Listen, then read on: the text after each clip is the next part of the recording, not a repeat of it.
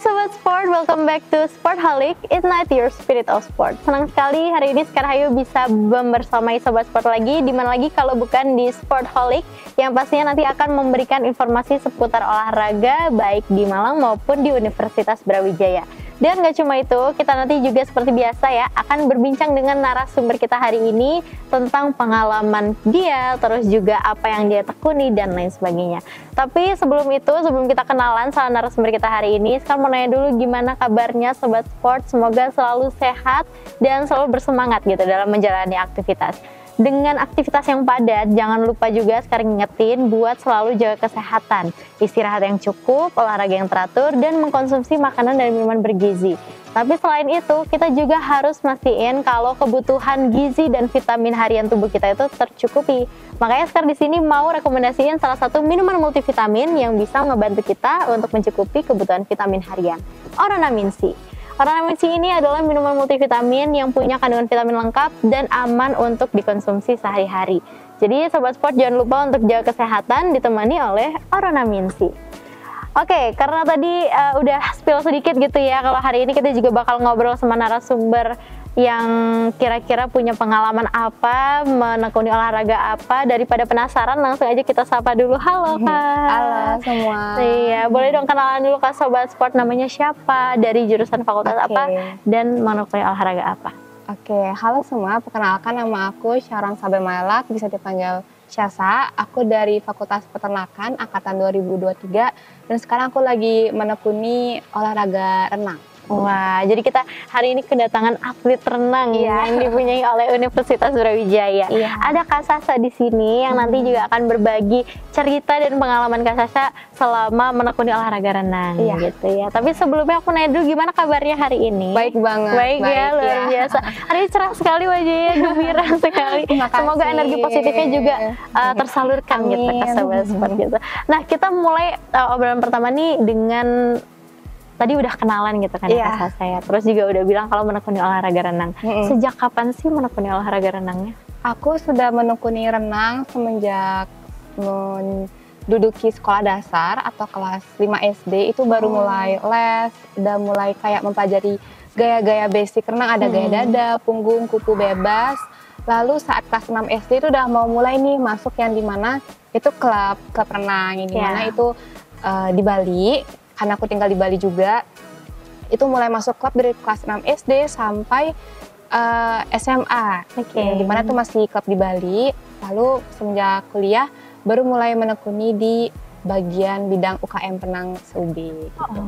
Oke, berarti dari kelas 5 SD dulu ya awal mulanya itu. Itu awalnya emang kemauan sendiri atau diajak orang tua, disuruh orang tua atau gimana? Oke, jadi awal mula itu mulai renang karena aku mempunyai riwayat asma atau sesak. Iya, jadi awal mula itu aku sesak dan juga berat badan, bobot badan aku dulu gendut ya, jadi yang melebihi kapasitas badan yang nggak sesuai sama umur aku. Jadi di mana itu aku setiap malam aku nggak bisa tidur, sesak, sampai pada akhirnya papa dan mama menyarankan untuk renang. Dan untuk renang, nah selama berenang itu aku memaksa diri buat walaupun sesak aku masih kayak tetap renang dan akhirnya sampai sekarang pun akhirnya sesak aku sudah mulai hilang dan asma aku udah hilang dan sembuh gitu. Oke, berarti awal mulanya itu renang ini buat kayak terapi ya, terapi buat menyembuhkan itu tadi ya gitu. Oke, tapi akhirnya keterusan sampai sekarang atau emang menarik atau emang karena merasa itu kebutuhan atau gimana?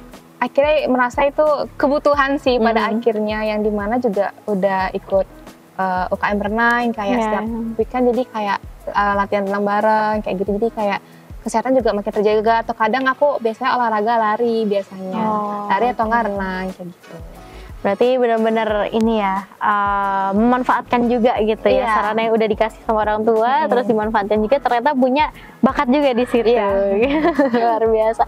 Berarti kalau nggak usah ditanya lagi ya kalau support dari keluarga kayak gimana gitu, udah pasti support banget ya. Tapi kalau dari kayak teman-teman lingkungan sekitar itu kayak gimana? Nah itu karena dari SD ya renang dan sering juara, jadi kayak banyak dispen pasti selama sekolah.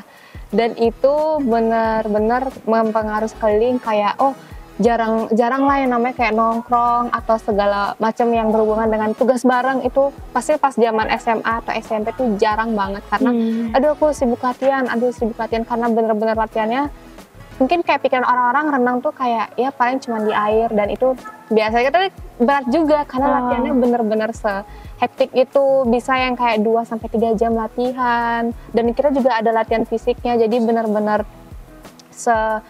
chaos itu kalau udah berhubungan sama yang namanya udah lomba, apalagi jadi atlet ya gitu sih. Kalau kemarin mungkin karena Pomprov kemarin jadi bener-bener ya latihannya tuh menyesuaikan sama jadwal kita yang kuliah gitu. Jadi latihannya biasanya pagi gitu, pagi sehari sekali, kadang mungkin di akhir weekend kita diselang dengan fisik gitu biasanya. Oh, jadi nggak melulu di air terus, karena gitu. Fisiknya juga harus kuat ya. Jadi, tapi biasanya kalau renang tuh kalau latihan fisiknya ngapain aja? Latihan fisiknya tuh biasanya daya tahan kayak lari biasanya, atau latihan stamina atau kecepatan kayak lari sprint, atau mungkin jumping jacks, atau push up, sit up itu bener-bener kayak gitu.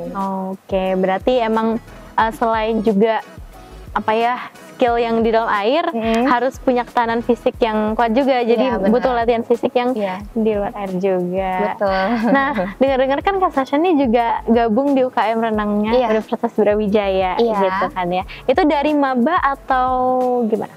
Jujur baru ikut dari maba, karena yang dimana itu iseng-iseng aja kayak boleh deh daftar jadi anggota, karena kan masuk dari UB juga jalur prestasi, jalur sertifikat yang mewakili Bali juga kan. Akhirnya kayak masuk lolos, kayak sayang aja kalau misalnya renang aku tinggalin kayak gitu. Jadi aku masuk UKM renang jadi anggota pertama, lalu bergabung di pengurusnya menjadi staff coaching, yang dimana aku mengajari anggota yang nggak bisa renang atau mungkin yang masih kurang fasih dalam berenang kayak gitu. Lalu akhirnya di tahun ini diangkat lagi menjadi ketua UKM renang Brawijaya, pengurus tahun ini gitu. Wah, luar biasa, berarti emang luar biasa gitu ya Sobat Sport ya. Tapi pasti banyak sekali gitu kan cerita yang nanti bisa kita kulik bersama. Kira-kira Kak Sasha ini seperti apa sih kiprahnya di olahraga renang sendiri gitu, karirnya di olahraga renang. Tapi kita nggak akan bahas sampai sekarang gitu kan, sekaligus gitu kita nggak akan bahas, karena kita akan jeda sebentar. Jadi Sobat Sport jangan kemana-mana, tetap di Sportholic, Ignite Your Spirit of Sport.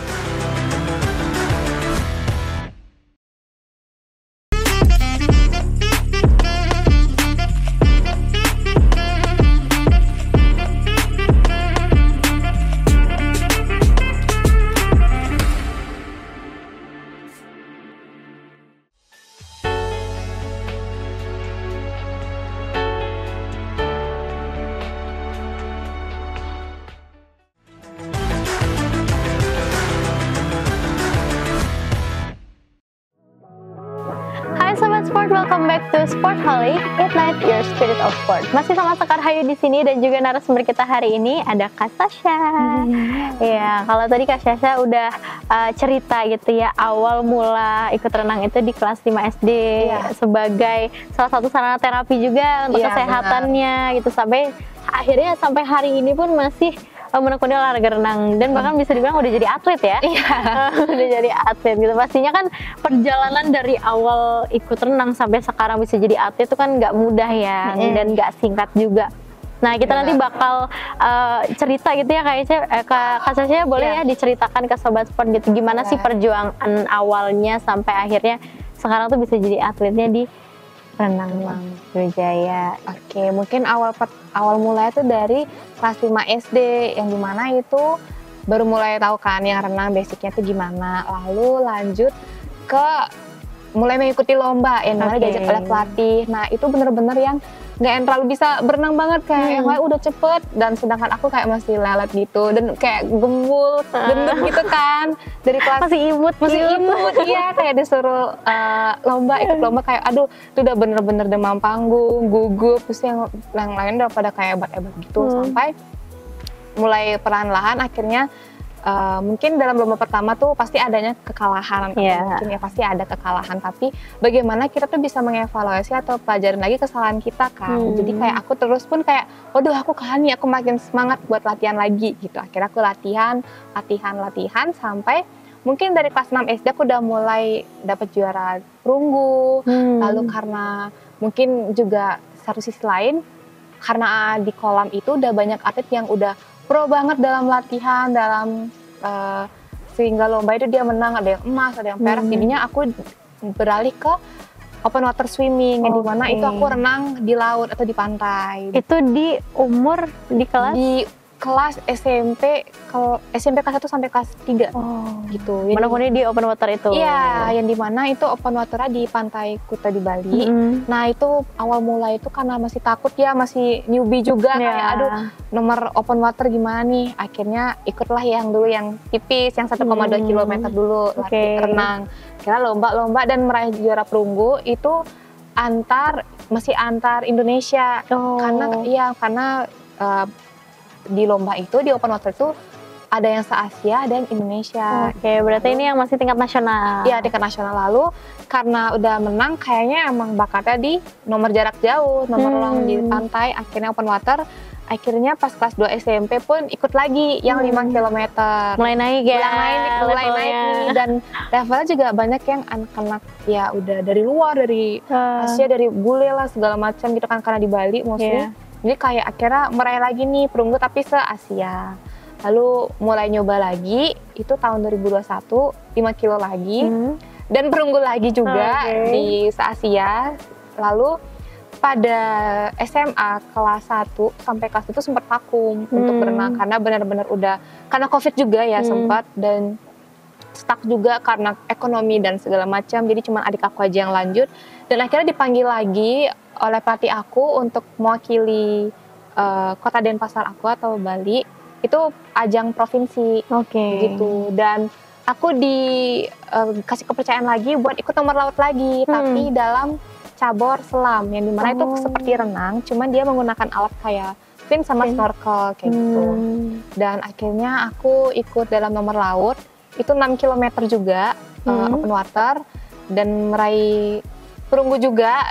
Dan mewakili kota Denpasar. Lalu keduanya itu kedua ini nomor lagi itu estafet antar teman-teman sama teman-teman aku. Beregu ya berarti ya. Lalu akhir-akhir ini ikut Pomprov, ajang antar mahasiswa. Karena dipanggil lagi oleh pelatih aku karena kita kekurangan juga cewek atau buat estafet.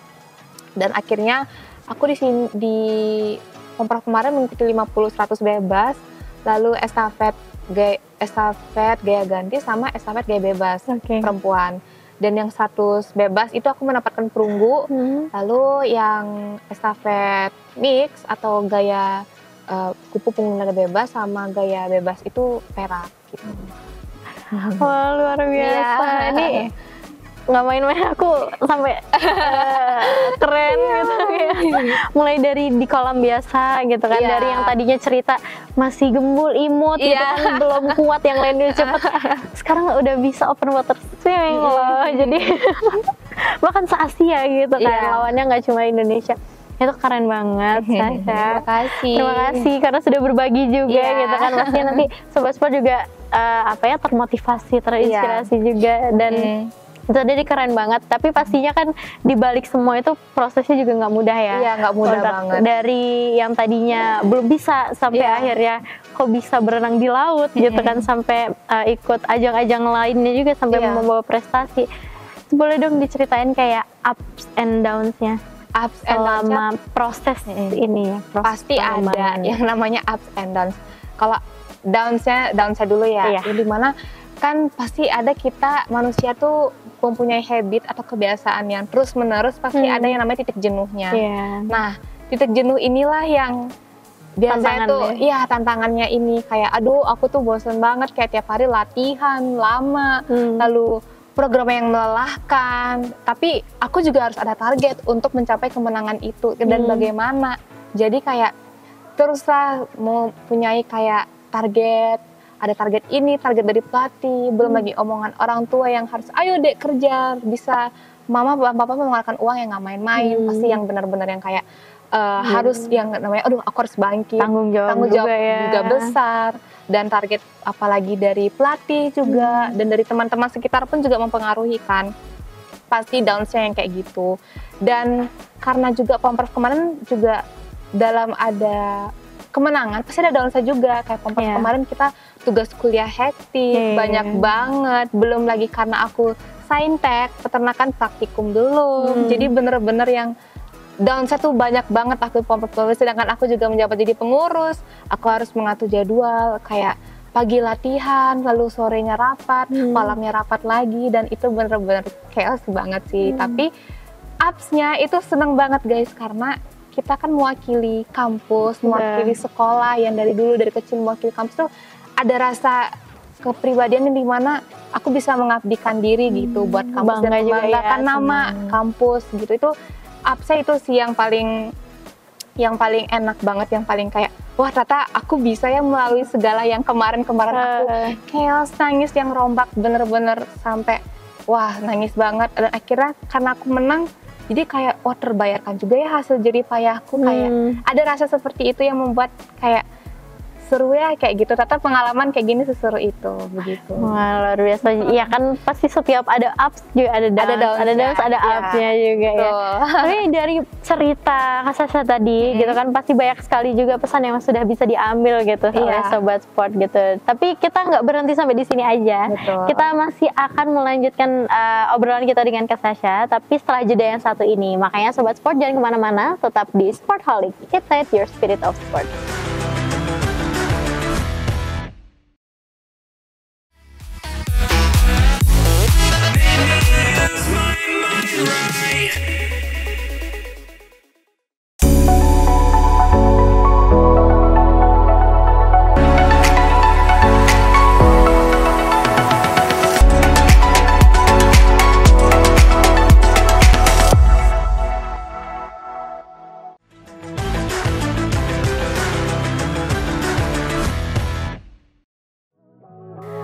Sobat Sport, welcome back to Sportholic, ignite your spirit of sport. Masih sama Sekar di sini dan juga narasumber kita hari ini ada Kak Sasha. Iya. Tadi udah cerita banyak sekali ya, mulai dari awal ikut renang terus sampai akhirnya prosesnya gitu kan, step by stepnya sampai akhirnya naik level sampai sekarang ada di titik ini sebagai atlet renang juga gitu kan. Pasti kalau tadi terakhir kita bahas tentang ups and downs-nya gitu.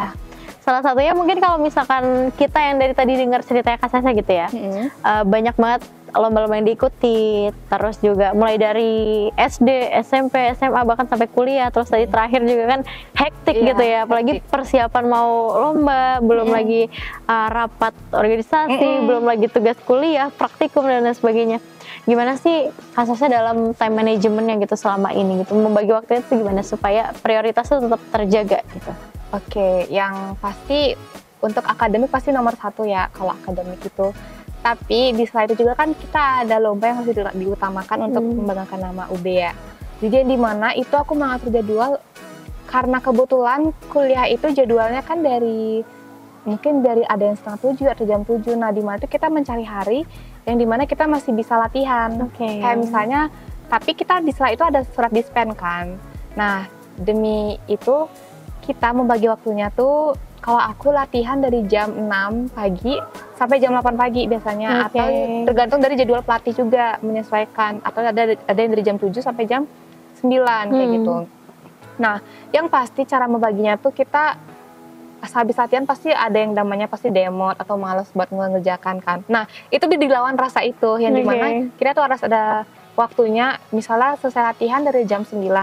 Nah, sampai rumah kemungkinan jam setengah 10 itu makan dulu nggak apa-apa, kayak rest time itu sampai jam setengah 11, tapi nggak lama itu kita jangan berleha-leha lagi, kayak lanjut mengerjakan tugas, lanjut mengerjakan buat ujian akhir praktikum, buat praktikum yang kayak gitu, lalu lanjut kuliah sampai sore. Nah itu nggak berhenti juga, kayak bagi waktu lagi kayak oh hari ini aku harus ada apa, oh harusnya harus ada rapat, berarti aku harus datang rapat dari jam 5, misalnya jam 5 sore sampai jam 6. Ada rapat lagi dari jam 6 sampai jam 9, nggak apa-apa, kita mungkin izin telat dulu atau nggak apa-apa, karena mungkin ada kesibukan dari pagi sampai ini rapat. Nah di sela rapat itu kita bisa kayak mungkin sambil juga mengerjakan tugasnya demi biar sempat juga kan, karena akademik juga pasti nomor satu karena nggak mau ninggalin juga kan. Dan aku biasanya bagi waktunya itu menggunakan alarm. Oh, oke. Iya, jadi aku nggak pakai kayak notes atau apa gitu, nggak. Jadi alarm kayak misalnya, oh oke deh aku istirahat dari jam segini. Lalu alarm bunyi, aku langsung harus bisa lanjut ke next agenda kayak gitu sih Kak. Jadi jadwalnya tuh nggak cuma dicatat aja, Iya. tapi juga ada remindernya dari alarmnya. Alarmnya, iya. Supaya kita nggak ke-skip juga Iya, gitu skip ya. juga, gitu. Oke, luar biasa. Iya. Tapi kalau dari Kak Sasha sendiri pernah nggak sih ngalamin yang Kayak gimana? mungkin apa ya, ketemu di titik jenuhnya gitu kan, tadi di renang gitu.